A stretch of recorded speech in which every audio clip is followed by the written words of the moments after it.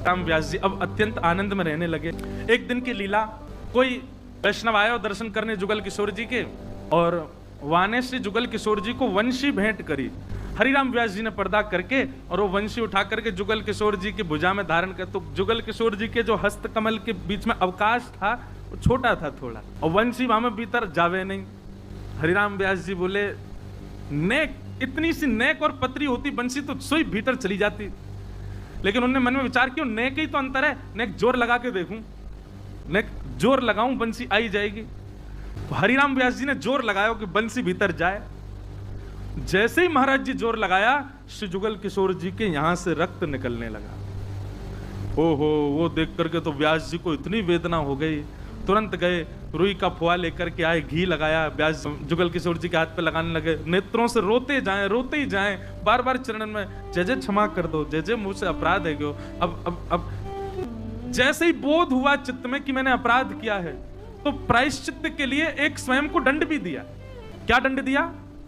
कि अब मैं नित्य सवेरे श्रृंगार करके जुगल किशोर जी को सजा करके बालकों से कहूंगा कि सेवा करो, और मैं वृंदावन की साय सूर्य अस्त तक परिक्रमा ही लगाता रहूंगा, वृंदावन की परिक्रमा लगाऊंगा। ये मेरे को दंड अपने आप को दिया उन्होंने।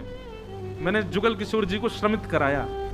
सुबह भोर में मंगला आदि करके श्रृंगार करके और श्री हरिराम व्यास जी निकल जाते और पूरे दिन वृंदावन की परिक्रमा लगाते, कुछ अन्न जल कुछ ग्रहण नहीं करते, और सूर्य अस्त जब तक नहीं हो जाता तब तक वृंदावन की परिक्रमा ही करते रहते और रोते रहते, क्षमा मांगते रहते, ठाकुर जी से मैंने अपराध कर दिया, मैंने लाल जी के लगा दी।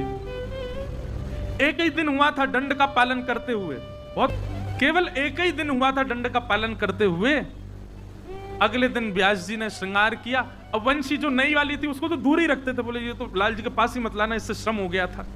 श्रृंगार करके पुत्र से बोले, अब तुम सेवा करो, मैं जा रहा हूं परिक्रमा निकल। दूसरे दिन जैसे ही सेवा में आप परिक्रमा के लिए गए, शाम को लौट करके आए, जुगल किशोर जी का दर्शन किया, तो श्री जुगल किशोर जी ने वो बड़ी वाली वंशी वो हाथ में धारण कर रखी और मुख पे धारण करके खड़े। आपने जैसी वंशी देखी, बोले ये तो बड़ी वंशी है, ये तो वही वंशी है जो, कहीं ऐसा तो नहीं पुत्र ने जबरदस्ती श्रम करके लगा, और ज्यादा दंड लग जाएगा मुख।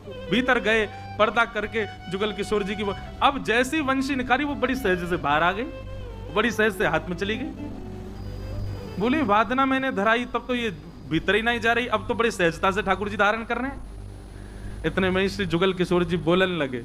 अब बोलते भाई बोले, अब बंसी तो छोटी बड़ी है ना सके, मैं तो मोटो और पतलो है सकूं, या हमारे मैंने पतलो है गो, और या बंसी को धारण कर लियो। हे व्यास जी, अब तुम अपने आप को दंडित मत करो, मैंने बंसी धारण कर ली है। और आज भी श्री जुगल किशोर जी वही बंसी धारण करते।